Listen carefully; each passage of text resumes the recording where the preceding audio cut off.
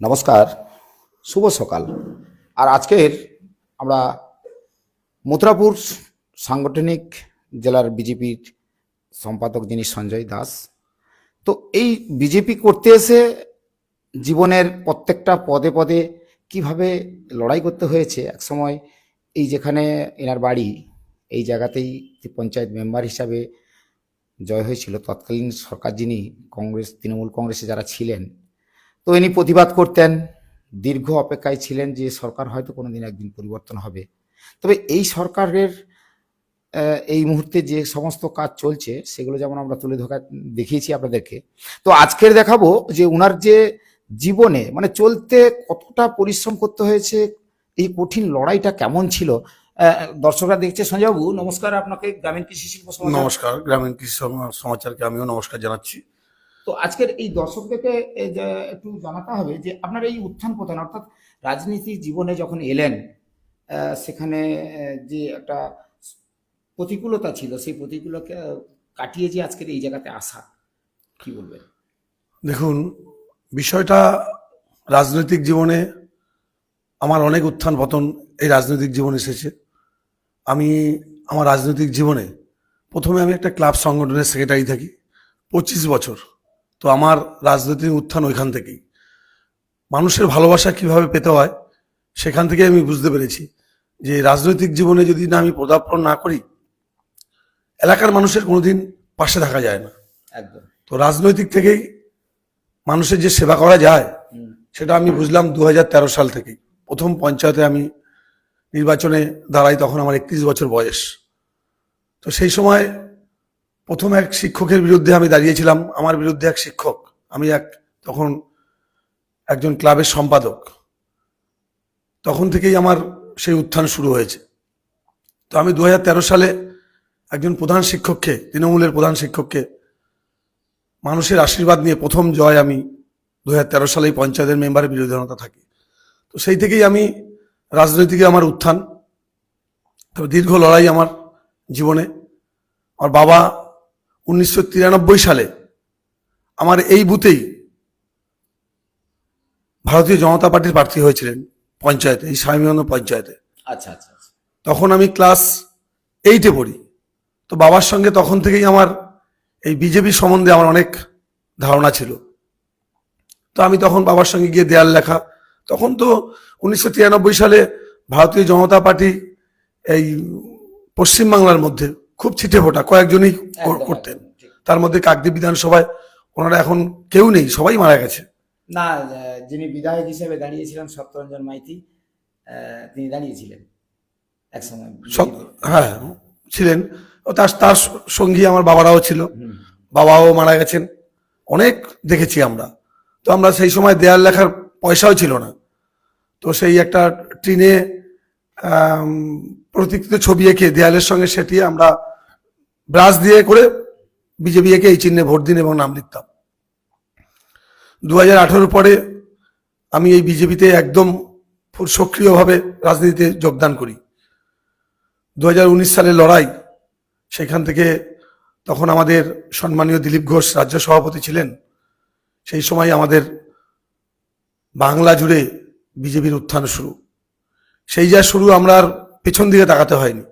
তারপরে অনেক রাজ্য সভাপতি, তারপরে আমাদের সুকান্ত মজুমদার এলেন, তারপরে আমাদের এই সম্মানীয় এখন বর্তমান রাজ্য সভাপতি, আমাদের সবার স্নেহের সভাপতি।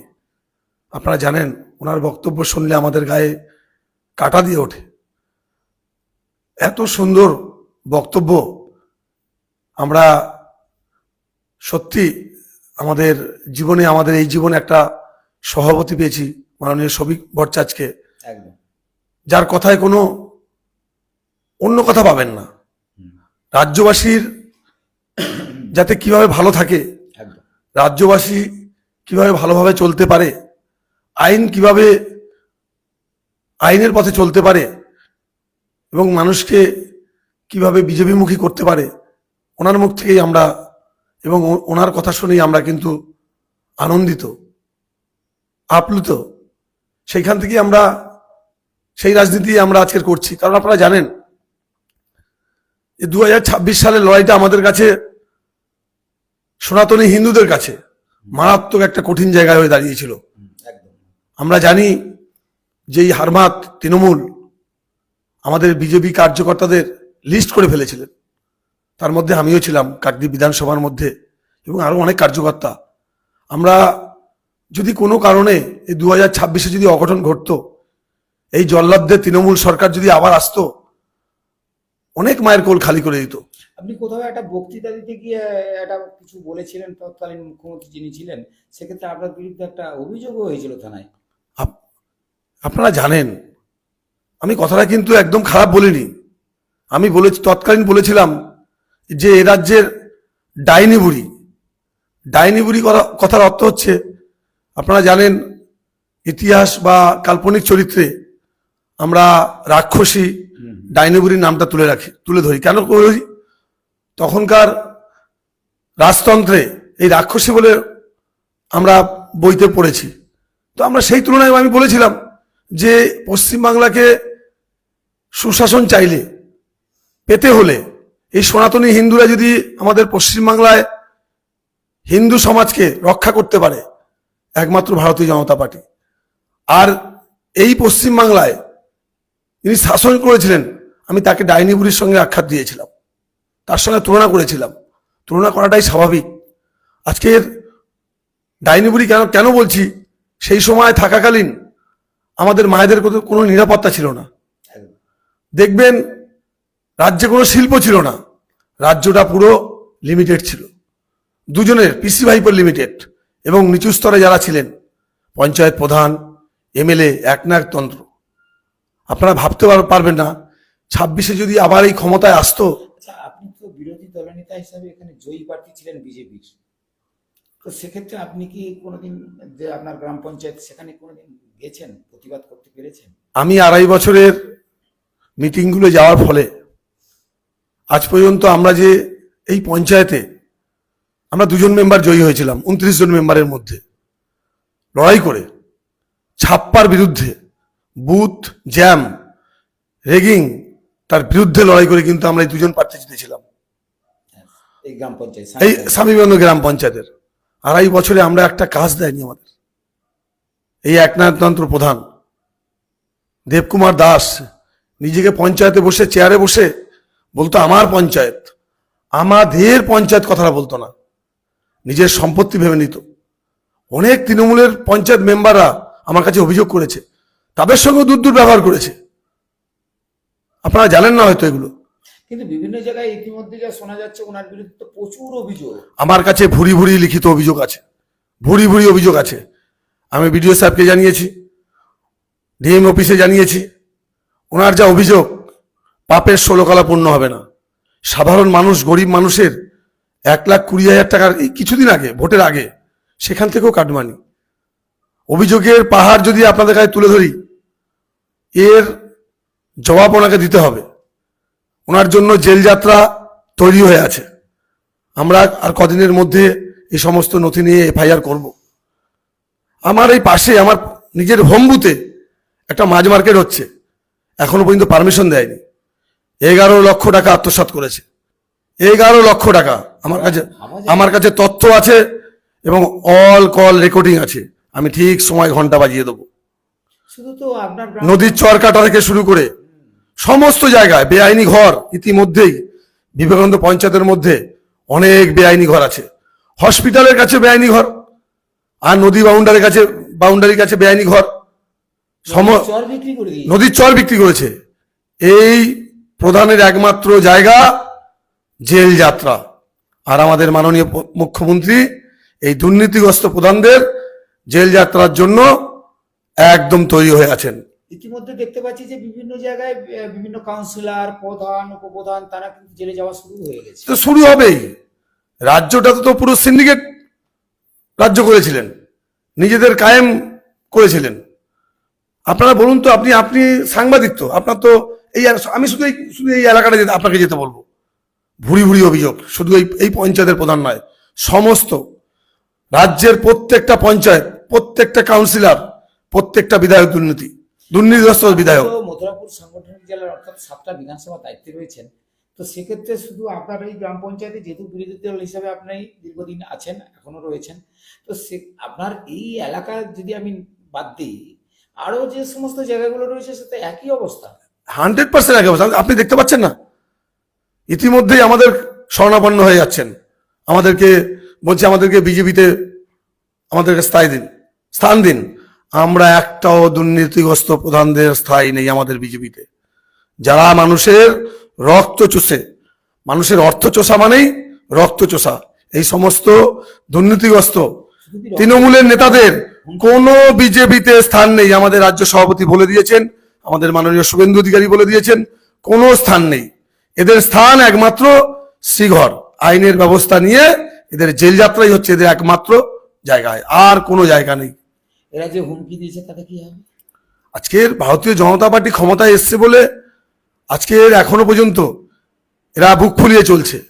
তাই বলে এই নয় যে বুক ফুলিয়ে চলছে বলে ভারতীয় জনতা পার্টি সুশৃঙ্খল দল।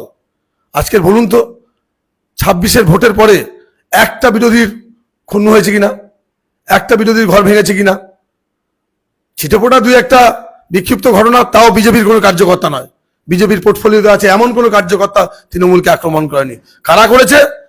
যারা ওই 4 তারিখের 12টার পরে গেরুয়া আবির মাথায় তিলক দিয়ে তারা আক্রোশ মিটিয়েছে, তৃণমূল আক্রোশ মিটিয়েছে। আমাদের বিজেপির কোনো কার্যকর্তা, বিজেপির কোনো নেতা কোনো লোকের ঘর ভাঙচুর করেনি, কোনো বাড়ি ভাঙচুর করেনি, কোনো জায়গায় কিছু খারাপ ব্যবহার করেনি। তাতে করে তো আপনাদের দলের বদনাম হচ্ছে। আমরা চিহ্নিত করছি, আইনের ব্যবস্থা নিচ্ছি এবং প্রশাসনকে বলে দিয়েছি এই সমস্ত লোককে চিহ্নিত করে আইনের মাধ্যমে নিয়ে ইমিডিয়েটলি ব্যবস্থা নিন। আমাদের পার্টি বলছে, সরকারও বলছে, কোনো স্থান আমাদের এখানে নেই, বিজেপিতে এই সমস্ত স্থান নেই। যারা ওই 12টার সময় বিজেপি চেয়েছেন, ভেগদারি বিজেপি, আমাদের পার্টিতে কোনো স্থান নেই। একসময় দেখেছি আপনাদের 3-4 জন 5 জন মিলে আপনারা পতাকা বাঁধতে গেছেন, কোনো বিজেপির কর্মী সমর্থকরা ছিল না, সেই দুর্দিনটার কথা যদি আপনার কেমন? আপনারা তো সবই জানেন, আপনারা দেখেছেন, আপনি বাস্তব কথা বলেছেন। আমরা 2026-এও কিছু কিছু বুথে একজন বুথ সভাপতি, একজনই পোলিং এজেন্ট, সেই বুথেও আমরা 100 থেকে 200 করে লিড করেছি। মানুষ পরিত্রাণ চেয়েছিল এই তৃণমূল সরকার থেকে। আমরা সেই সমস্ত বিজেপি সম্পদ, যারা 2 জন 3 জন 5 জন করে আমাদের দলটাকে তিলে তিলে মানুষের কাছে গেছে, তারাই তো সম্পদ, তারা তো বিজেপির সামনের সারিতে থাকবে। এটা আমাদের সভাপতিও বলেছেন, তারাই আমাদের বিজেপির সম্পদ। আর ওই 12টার পর যারা এসেছে, ভেগদারি ছদ্মবেশী, আবির মাখা, কপালে তিলক মারা, তারা আমাদের কাছে সম্পদ নয়, তাদেরকে আমাদের চিহ্নিত করা হচ্ছে। ভাববেন না যে আমাদের গেরুয়া আবির মেখেই বিজেপি হওয়া যায় না। তিলে তিলে যারা এই পার্টিটাকে আজকের আমাদের এই জায়গায় নিয়ে এসছে, তাদের অগ্রাধিকার সবার আগে, তাদের চেয়ার সবার আগে। আপনার বিধানসভার ইতিমধ্যে বিধায়ক দীপঙ্কর জানা কি কি প্রস্তুতি নিচ্ছে আগামী দিনে? আমাদের সম্মানীয় দীপঙ্কর জানা মানুষের আশীর্বাদে, আজকের এক কথায় বলা হয় জনতা জনার্দন, মানুষের আশীর্বাদ না হলে সারা বাংলা জুড়ে তথাই কাকদ্বীপ বিধানসভায় যে আমরা জয়লাভ করেছি, এটা মানুষের আশীর্বাদ। আর সেই মানুষের আশীর্বাদ দিয়ে আমাদের সম্মানীয় বিধায়ক, সম্মানীয় এবং কাছের মানুষ আমাদের দীপঙ্কর জানা মহাশয়, ইতিমধ্যেই আপনারা দেখেছেন কালকের প্রত্যেকটা প্রশাসনিক জায়গায় ভিজিট করেছেন। ওনার একটাই কথা, স্বাস্থ্যে, শিক্ষায় কোনো জায়গায় 2 নম্বরই করা চলবে না, একদম তাদেরকে স্পষ্ট ভাষায় বলেছেন। কিন্তু এই আমলারাই তো ক্যান্সার রোগীর মতন, যেখানে যে সমস্ত আমলা ক্যান্সার রোগী আমরা তো জানি, তো তাদের বিরুদ্ধে আমরা ইতিমধ্যেই তো স্টেপ নেওয়া শুরু হয়ে গেছে, তাদেরকে সুযোগ দেওয়া উচিত। তখনকার কিছু আমলা এই সমস্ত তৃণমূলের নেতাদের ভয়েও অনেক করেছে, তাদেরকেও একটু শুদ্ধিকরণের সময় দিতে হবে। তারপরে যদি শুদ্ধিকরণ না হয়, তাহলে শুদ্ধিকরণ কিভাবে ব্যবস্থা করতে হয় ভারতীয় জনতা পার্টি জানে, কাজের সুযোগ দিতে হবে। আমরা চাইছি, আমরা এইভাবেই বলেছি, আমরাও সেই ভিজিটিং এ কালকে আমি ছিলাম বিধায়ক সাহেবের সামনে, সঙ্গেই আমরা ছিলাম। আমরা বলেছি কি করেছেন আমাদের জানার দরকার নেই, তার হিসাব সরকার আইনত ব্যবস্থাভাবে নেবে। কিন্তু আপনি এখন আমাদের একটাই কাজ করতে হবে, মানুষকে পরিষেবা দিতে হবে, সমস্ত পরিষেবা সঠিকভাবে। কোনো সাধারণ মানুষ যেন স্বাস্থ্য ব্যবস্থা থেকে, শিক্ষা ব্যবস্থা থেকে না ফিরে যায়। সবাইকে সমানভাবে দেখতে হবে, সবাই। এটাই হচ্ছে আমাদের বিধায়ক এর কথা, এবং সমস্ত স্তরে গিয়ে উনি এই বার্তাই দিয়েছেন। আপনার নাম? সঞ্জয় দাস, মথুরাপুর সাংগঠনিক জেলার জেলা সম্পাদক। অর্থাৎ দর্শক যারা দেখছেন, সঞ্জয়বাবুর কথাতে আপনারা বুঝতেই পারলেন যে কোনো রকমের কোনো দুর্নীতির সঙ্গে আপোষ নেই। কারণ রাজ্য স্তর থেকে শুরু করে কেন্দ্রীয় স্তরের একই বার্তা ছিল, যদি আগামী দিনে একটা ভালো পদ আনতে হয়, ভালো জায়গা আনতে হয়, শিক্ষা, স্বাস্থ্য থেকে শুরু করে বিভিন্ন যে সমস্ত কর্মসংস্থান, শিল্প, ইতিমধ্যে শুনেছেন রাজ্য সরকার পক্ষ থেকে যিনি ইতিমধ্যে বিভিন্ন জায়গায় ঘোষণা করে দিয়েছে, যে সমস্ত জায়গাতে কাজ হচ্ছিল না 100 দিনের কাজ শুরু হয়ে গেছে। তার পাশাপাশি আজ থেকে শুরু হয়ে গেছে অন্নপূর্ণা যোজনা, তো অন্নপূর্ণা যোজনা। তো সব মিলিয়ে বোঝা যাচ্ছে যে এই মুহূর্তে একটার পর একটা কাজ কিন্তু শুরু হয়ে গেছে। আর আগামী দিনে নিশ্চয়ই আপনারা যেভাবে সহযোগিতা করেছেন ভারতীয় জনতা পার্টিকে, নিশ্চয়ই এইভাবে সহযোগিতা করলে হয়তো আগামী দিনে আরও যে সমস্ত প্রজন্ম যারা আগামী দিনের ভবিষ্যৎ, তাদের কর্মসংস্থানের জায়গাটা গড়ে উঠবে। নিশ্চয়ই এটা আপনারা চাইবেন। দর্শকরা যারা দেখছেন, আপনাদেরকে সকাল সকাল এইরকম একটি ভিডিও তুলে ধরলাম। সবাই লাইক, কমেন্ট, শেয়ার করে অবশ্যই জানাবেন। আর গ্রামীণ কৃষি শিল্প সমাচার পেজে তো আপনারা বরাবরই থাকেন। ভালো থাকবেন।